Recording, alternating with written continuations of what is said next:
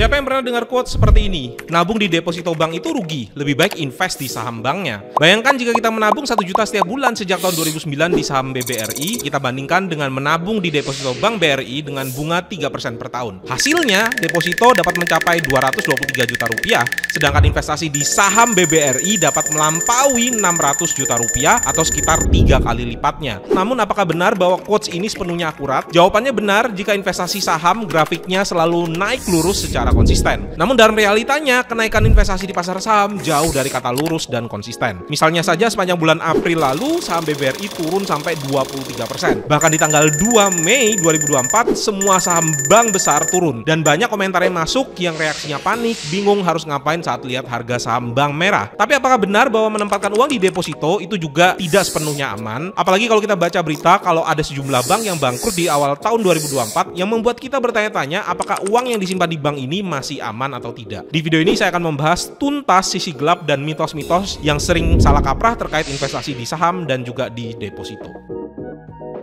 Mitos pertama, investasi di saham bank itu selalu untung. Sebenarnya ini bukan mitos ya, karena memang kalau kita tarik jangka panjang, investasi di saham bank itu bisa menghasilkan return investasi yang jauh lebih tinggi daripada taruh di deposito. 100 juta yang ditaruh di BBRI dari 2005 akan menjadi lebih dari 1 miliar pada saat ini. Masalahnya, pasar saham tidak bisa menjamin keuntungan secara pasti dalam jangka pendek. Sebagai contoh, investor pemula memulai investasi di BBRI di akhir Maret 2024, di akhir April investasinya saat ini turun sebesar 23%. Bahkan di tanggal 2 Mei 2024, semua saham bank besar turun. BCA turun 2,6%, BRI turun 3,6%, BNI turun 8%, dan yang paling parah, Mandiri turun sampai 8,3%. Ketika harga saham turun dengan cepat, bukan berarti perusahaannya bermasalah ya. BBRI tetap strong dan mencetak laba hampir 16 triliun di Q1 2024. Nggak ada loh satupun perusahaan di bursa yang mencetak laba lebih tinggi daripada BBRI di Q1 pada saat ini. Dan sebenarnya kerugian dari penurunan harga itu masih sifatnya unrealized ya. Tapi yang terjadi, investor seringkali merasakan kepanikan dan akhirnya jual rugi. Rugi yang awalnya unrealized sekarang menjadi terrealisasi. Inilah yang menyebabkan banyak orang yang invest di satu saham yang sama, misalnya di saham BBRI atau BBCA, hasil investasinya bisa berbeda-beda. Ada yang untung, tapi banyak juga loh yang rugi ketika beli saham BBRI. Jadi, meskipun investasi di saham bisa memberikan hasil yang jauh lebih untung dalam jangka panjang, kita harus selalu ingat bahwa pasar saham adalah tempat yang penuh dengan ketidakpastian dalam jangka pendek. Apa solusinya? Yang pertama, kedepannya jadikan pembelajaran untuk berhati-hati ketika beli saham yang sudah naik tinggi dari tahun sebelumnya atau sudah menyentuh all time high-nya. Sebagus apapun perusahaan, nggak akan jadi investasi yang bagus kalau kita beli di harga yang mahal. Untuk saham bank, kalian bisa nyicil beli ketika terjadi penurunan lebih dari 15 atau lebih dari 20% dari titik tertingginya. Yang kedua, ketika kita sudah merasakan panik, artinya bisa jadi alokasi dana kita di pasar saham masih terlalu besar dibandingkan dengan toleransi resikonya. Kedepannya, proporsi dari aset saham yang ditaruh di pasar saham bisa saja dikurangi dan didiversifikasikan ke aset yang lebih aman, yaitu misalnya deposito, sampai sudah siap melihat penurunan. Nah, investasi di saham itu mirip seperti punya pasangan yang cantik, high class, tapi mut-mutan yang suka marah-marah dan rewel. Sedangkan investasi di deposito itu seperti punya pasangan yang mungkin tidak cantik dan secara fisik biasa-biasa saja, tapi sifatnya pengertian dan penyayang, memberikan rasa aman dan tentram bagi kita. Kesimpulannya, mitos bahwa investasi di saham bank selalu menguntungkan ternyata tidak sepenuhnya akurat. Karena fluktuasi pasar saham dapat menyebabkan hasil investasi yang bervariasi antara investor satu dan investor yang lainnya.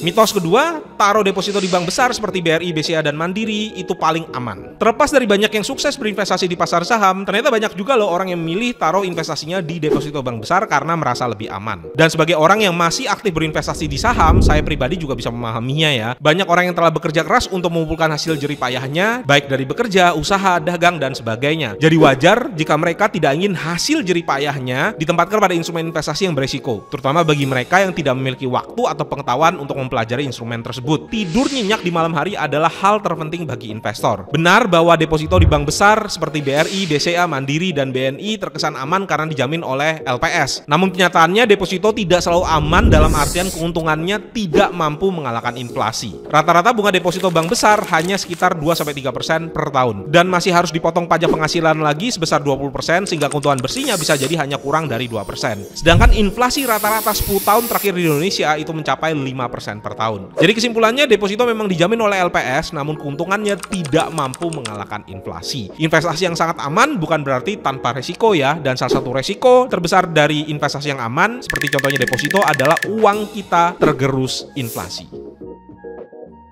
Mitos ketiga, jangan investasi di BPR karena BPR gampang tutup. Apa yang terbesit ketika mendengar tentang deposito di Bank Perekonomian Rakyat atau BPR? Mungkin BPR masih terdengar asing ya, tapi jangan salah, BPR seringkali menawarkan suku bunga yang lebih tinggi daripada bank-bank besar, bisa sampai 6,75%. Dan ini sepenuhnya dijamin oleh LPS. Sehingga deposito BPR bisa jadi salah satu opsi bagi yang belum berani invest di pasar saham. Masalahnya, ada beberapa BPR yang selama kuartal 1 2024 itu gulung tikar. Dan menurut OJK, bahkan kemungkinan akan ada lagi beberapa BPR yang mengikuti jejaknya sepanjang tahun ini. Tapi jangan panik, ini adalah fakta yang perlu kita ketahui. Yang pertama, benarkah banyak BPR yang tutup? Faktanya, jumlah BPR yang tutup itu relatif kecil. Pada tahun 2023 hanya ada 0,5% dari total BPR di Indonesia yang dicabut izin usahanya. Menurut OJK dan Persatuan Bank Perekonomian Rakyat Indonesia atau Perbarindo, kasus pencabutan izin usaha BPR itu lebih sering disebabkan karena fraud atau mismanage dari dalam internal BPR itu sendiri. OJK sebagai regulator bertindak tegas dengan mencabut izin usaha BPR yang bermasalah untuk melindungi nasabah dan menjaga stabilitas sistem perbankan di Indonesia. Bahkan seluruh BPR yang dicabut izin usahanya itu telah terdaftar sebagai anggota penjaminan LPS, yang artinya dana nasabah di BPR tersebut tetap aman dan akan dibayarkan oleh LPS sesuai dengan ketentuan yang berlaku. LPS bergerak cepat dalam memproses pencairan dana nasabah dan nasabah bisa memantau perkembangan klaim mereka secara online melalui website LPS. LPS sendiri punya aset 210 triliun, sedangkan total dana pihak ketiga dari BPR per Desember 2023 itu sebesar 138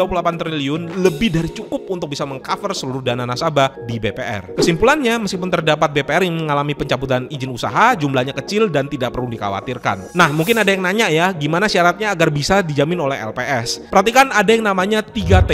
T yang pertama itu tercatat dalam pembukuan bank. T yang kedua, tingkat suku bunga yang diterima tidak melebihi tingkat bunga penjaminan LPS. Untuk BPR, jamin hingga 6,75% per tahun sebanyak 2 miliar per nasabah per bank. Di atas itu, simpanan tidak dijamin oleh LPS baik pokok maupun bunganya. Dan T yang ketiga itu adalah tidak melakukan perbuatan yang merugikan bank. Amit-amit ternyata BPR kita gulung tikar, terus bagaimana proses klaimnya? Ketika OJK mencabut izin usaha, BPR tersebut akan dialihkan ke LPS. LPS akan melakukan proses likuidasi terhadap BPR tersebut, dan dalam 90 hari kerja sejak izin BPR dicabut, LPS akan melakukan verifikasi untuk memastikan simpanan nasabah yang layak untuk dibayarkan. Dana nasabah yang layak dibayarkan akan dicairkan secara bertahap oleh LPS. Nah, info selengkapnya bisa kalian cek di websitenya LPS ya. Nah, setelah lebih paham faktanya, deposito BPR bisa jadi solusi bagi investor yang belum siap untuk menghadapi resiko di saham, tapi tetap mau return yang lebih tinggi dari deposito bank besar. Salah satu aplikasi yang bisa dipakai adalah aplikasi Deposito BPR by Komunal. Karena Deposito BPR by Komunal telah bekerja sama dengan lebih dari 350 BPR terseleksi di seluruh Indonesia. Deposito BPR by Komunal membantu proses seleksi dan kurasi terhadap BPR-BPR di Indonesia yang memiliki kinerja yang baik. Bunganya tinggi hingga 6,75% per tahun, lebih tinggi daripada bank umum lainnya, dan pastinya dijamin oleh LPS hingga 2 miliar per nasabah per bank. Investor pemula bisa mulai membeli dari 1 juta rupiah dengan tenor bervariasi, ada yang 1 bulan, 3 bulan, sampai 1 tahun.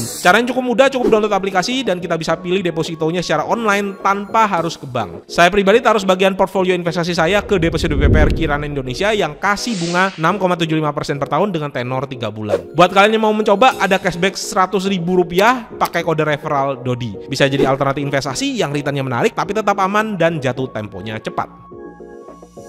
Oke, investasi di saham dan deposito memiliki kelebihan dan kekurangan masing-masing, dan penting untuk tahu mana yang mitos dan mana yang realita. Mitos pertama, investasi di saham bank selalu untung. Realitanya, meskipun memang benar dalam jangka panjang selalu untung, pasar saham itu selalu berfluktuasi dan tidak ada jaminan keuntungan dalam jangka pendek. Yang kedua, taruh deposito di bank besar itu paling aman. Realitanya, deposito bank besar itu memiliki resiko tergerus inflasi karena bunganya yang relatif rendah. Yang ketiga, jangan investasi di BPR karena gampang tutup. Realitanya, BPR yang dicabut izin usahanya itu jumlahnya relatif kecil ya, hanya 0,5% di tahun 2023, dan simpanan juga masih dijamin oleh LPS. Nah, jangan lupa setiap keputusan investasi memiliki resiko dan keuntungan yang harus dipertimbangkan oleh masing-masing pribadi. Oke, bagi sobat investor yang mau mensupport channel Dodi Bicara Investasi, sekarang sudah ada baju atau merchandise yang bisa dibeli, linknya ada di deskripsi. Sampai jumpa kembali di video selanjutnya.